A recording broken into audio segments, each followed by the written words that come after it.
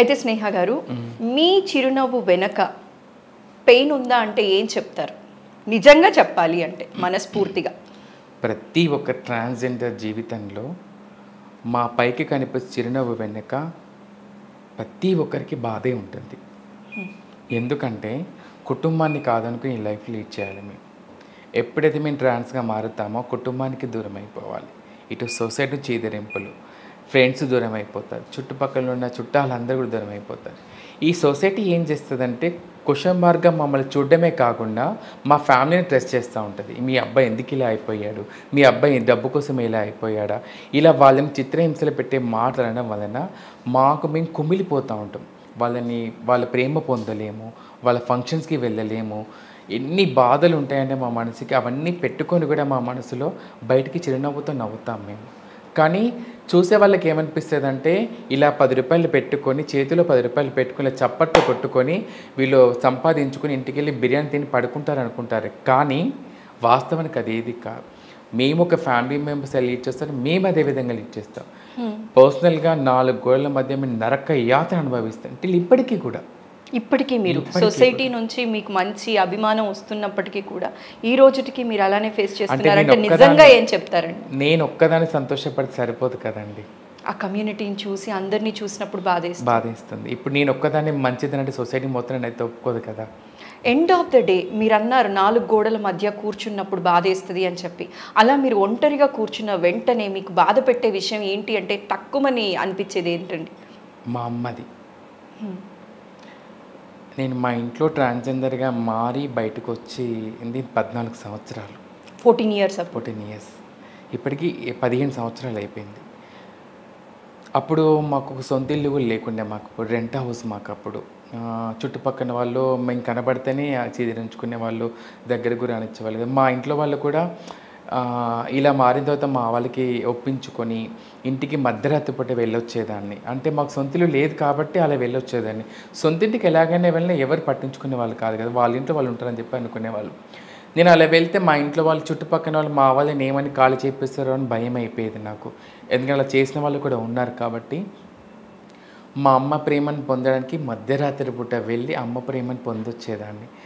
అది నరక యాత్ర అనుభవించేదాన్ని. తర్వాత కష్టపడి 4 రూపాయలు డబ్బులు పోగేసుకొని ఒక ఇల్లు కొనుక్కున్నాను నేను. ఆ ఇల్లు మా అమ్మ పేరు మీద రిజిస్ట్రేషన్ చేయించాను. చేయించిన తర్వాత అప్పుడు అనుకున్నాను నేను మా అమ్మతో హ్యాపీగా ఇక్కడ నుంచి నేను ఏదైతే పొందలేని ప్రేమ, ఇన్ని సంవత్సరాలు పొందని ప్రేమ ఇక్కడ నుంచి హ్యాపీగా పొందొచ్చు, మా అమ్మతో హ్యాపీగా లీడ్ చేయొచ్చు అనుకున్నాను. ఇల్లు మా అమ్మ పేరు మీద మా అమ్మని తీసుకెళ్ళి రిజిస్ట్రేషన్ తీసుకెళ్ళి తన ఇష్టంగా తనకి ఇల్లు చూపించాను. ఎక్కడ నీకు నచ్చితే అక్కడే తీసుకోమ్మా అని చెప్పేసి అని ఒక 40 ఇల్లు చూసాము. తనకు నచ్చిన ఇల్లే తీసుకున్నాము. మా తమ్ముడు డబ్బులు కొంత సాయం చేశాను నాకు.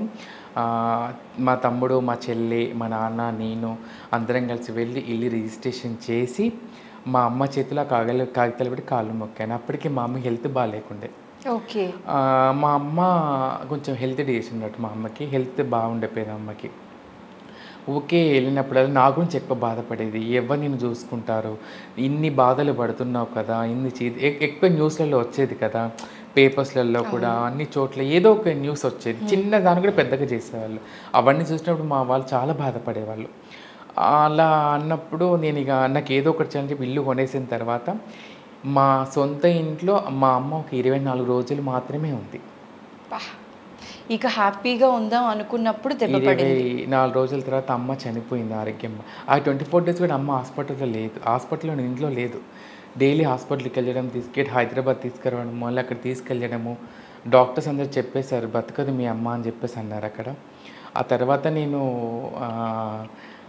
ఇక ఇంటి పెద్ద నేనే కాబట్టి మా చెల్లి బాధ్యత నేనే తీసుకోవాలి, మా తమ్ముడి బాధ్యత నేనే తీసుకోవాలి, వాళ్ళు చిన్నవాళ్ళు, నాన్న పెద్ద మనిషి, నాన్న బాధ్యత నేనే తీసుకోవాలి.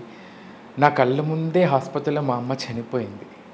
నేను ఏ ఇల్లు అయితే మా అమ్మ కొనిపెట్టానో మా అమ్మ డెడ్ బాడీ తీసుకొచ్చి ఆ ఇంట్లో పెట్టాను. నరక యాత్ర అనుభవించాను. మా అమ్మ ప్రాణం అసలు వదలలే.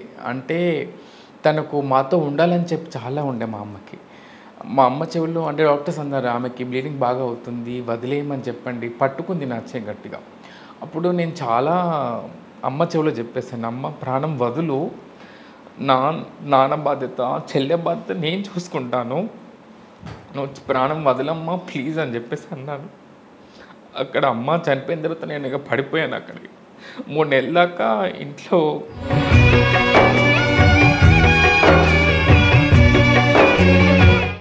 అమ్మ ఎక్కడున్నా ఆవిడ ఆశీర్వాదం ఎప్పుడు మీపైనే ఉంటుంది.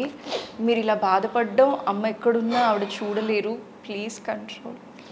అంటే చాలామంది ఏమనుకుంటారంటే మేము చెప్పడం ఈజీ, ఇది చెప్పడం ఈజీ ప్రతి ఒక్కరికి. అక్కడ పెయిన్ పడ్డం మీకే తెలుస్తుంది, అది బాధ ఏంటి బాధ అనిపించే వాళ్ళకి తెలుస్తుంది.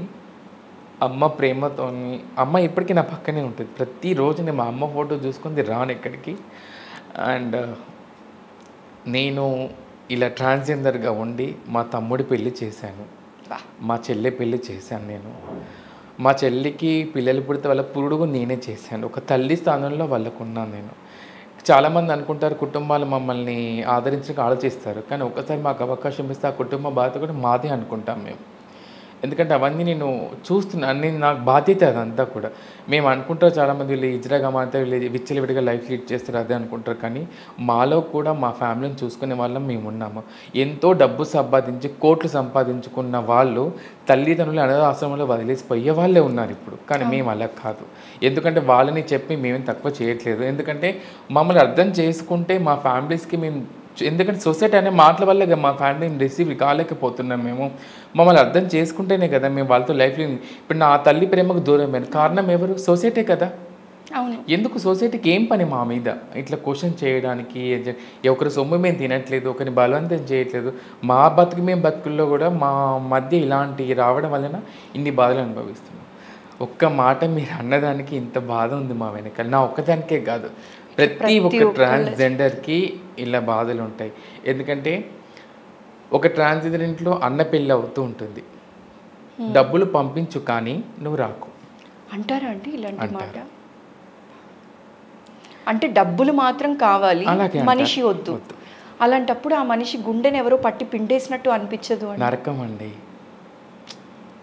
ఒక షాప్ ఓపెనింగ్కి వెళ్ళి ఆడుతాము పాడుతాము, 4 రూపాయలు సంపాదించుకొని వస్తాము.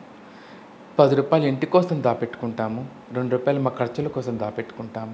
ఆ డబ్బులు ఇంటికి పంపించిన ప్రతి ఒక్క పేరెంట్ చాలామంది ఏమంటారంటే వాళ్ళ పిల్లల ఫంక్షన్కి వీళ్ళ పిల్లల ఫంక్షన్ మేము ఏం చూసుకున్నా కూడా సరేరా మంచిది అని చెప్పేసి అంటారు, కానీ ఇంటికి రమ్మని మాత్రం అనరు. ఎందుకంటే ఆ వచ్చే చుట్టాలందరూ వాళ్ళని ఇక్కడ క్వశ్చన్ చేస్తారు అని చెప్పేసి. నామమాత్రానికి రమ్మని పిలుస్తారు, మా ఫంక్షన్కి రా నువ్వు రా అని చెప్పేసి అంటారు. నామమాత్రానికి మాత్రమే. ప్రతిదీ మేము డబ్బుతోనే కొనుక్కోవాలండి. కుటుంబం ప్రేమ డబ్బుతోనే కొనుక్కోవాలి, అన్నదమ్ముల ప్రేమ డబ్బుతోనే కొనుక్కోవాలి, చివరికి మమ్మల్ని ప్రేమించేవాడి ప్రేమ కూడా మేము డబ్బుతోనే కొనుక్కోవాలి. కానీ బయట ప్రేమ ఎవరికి తెలియదు ఇవంతా కూడా. మా వెనక చీకటి గదుల్లో బతుకుతున్న మా వెనక కథ చాలా ఉంటుంది. ఇది అందరికీ తెలియచేయాలనే ప్రయత్నంతో నేను ఈ ఛానల్ ప్రారంభించాను. అయితే మీరు చాలా మంచి థాట్తో ముందుకు వెళ్తున్నారండి. మీరు ఎప్పుడూ కూడా నిజంగా నవ్వుతూ ఉండాలి. మీ మనసులో ఎంత బాధ ఉందో ఆ బాధ అంతా రోజు రోజుకి అలా వెళ్ళిపోవాలని మనస్ఫూర్తిగా కోరుకుంటున్నానండి.